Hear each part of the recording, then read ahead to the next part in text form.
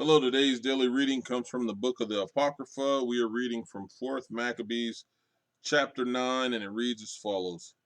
Why delay you, O tyrant? For we are more ready to die than to transgress the injunctions of our fathers, and we should be disgracing our fathers if we didn't obey the law and take knowledge for our guide.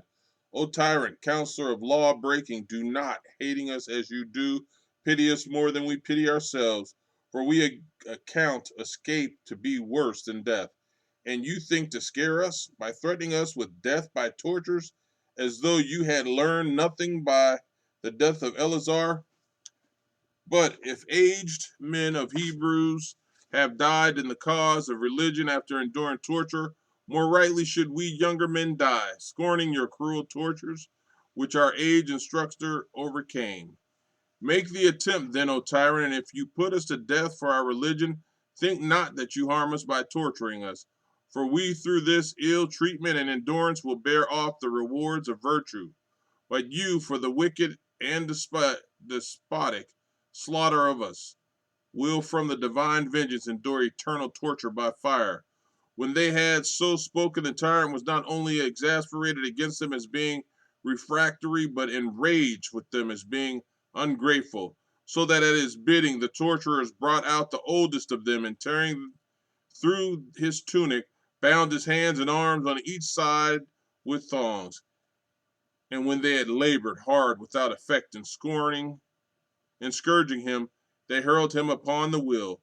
And the noble youth extended upon this became dislocated, and with every member disjointed, he exclaimed in expostulation,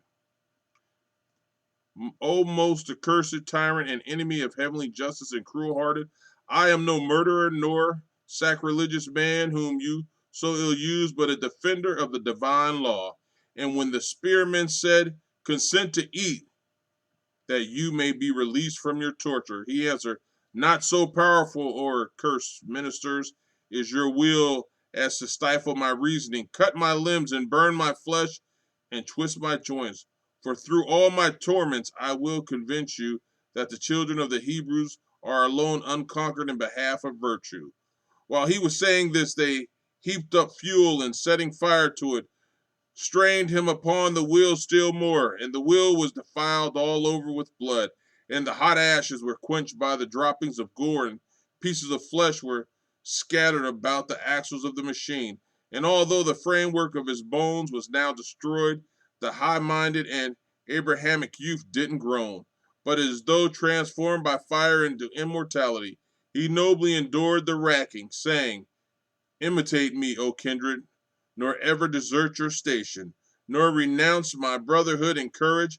Fight the holy and honorable fight of religion, by which means our just and paternal providence, becoming merciful to the nation, will punish the pestilent tyrant. And saying this, the revered youth abruptly closed his life.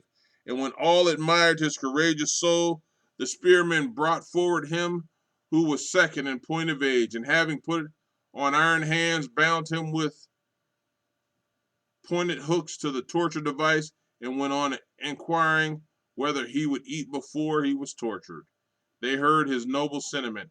After they, with the iron hands, had violently dragged all the flesh from the neck to the chin, the panther-like beast tore off the very skin of his head.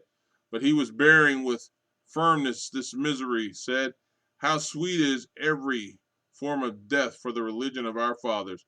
And he said to the tyrant, Do you think, most cruel of all tyrants, that you are now tortured more than I, finding your overweening conception of tyranny conquered by our perseverance in behalf of our religion? For I lighten my suffering by the pleasures which are connected with virtue, but you are tortured with threats for impiety, and you will not escape. Most corrupt tyrant, the vengeance of divine wrath. Amen.